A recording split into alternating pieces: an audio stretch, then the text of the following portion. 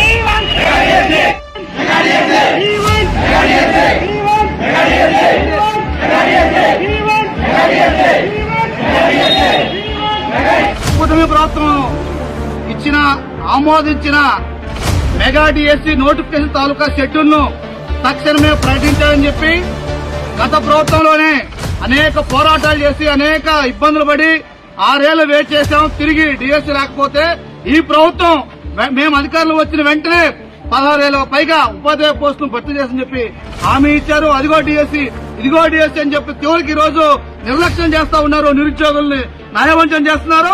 అందుకనే mega DSC schedule తేదీలు ప్రకటించాలి.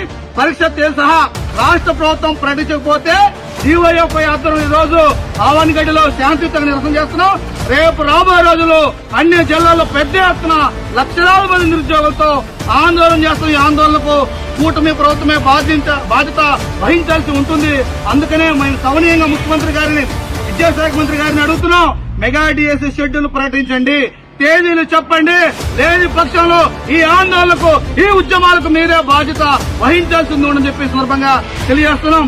ఈ రోజు జీవో 117 ను రద్దు చేయాలని చెప్పి, అలాగే ప్రభుత్వ విద్యారంగాన్ని పరిరక్షించాలని చెప్పి, 7 ఏళ్ల నిరీక్షణకు ఈ ప్రభుత్వం చమనగీతం పాడాలని చెప్పి, ఆ రకంగా చమనగీతం పడకపోతే రేపు మార్చి జరిగే ఎన్నికల్లో కూడా ఈ ప్రభుత్వానికి తగిన గుణపాఠం యువత చెబుతారని చెప్పి కూడా ఈ సందర్భంగా తెలియజేస్తూ, షెడ్యూల్ ప్రకటించకపోతే ఈ ఆందోళనను మరింత ఉధృతం చేస్తాం, పోరాటాన్ని మరింత వేగవంతం చేస్తామని చెప్పి ఈ సందర్భంగా తెలియజేస్తున్నాం. జి రామన్న, డివైఎఫ్ఐ రాష్ట్ర ప్రధాన కార్యదర్శి.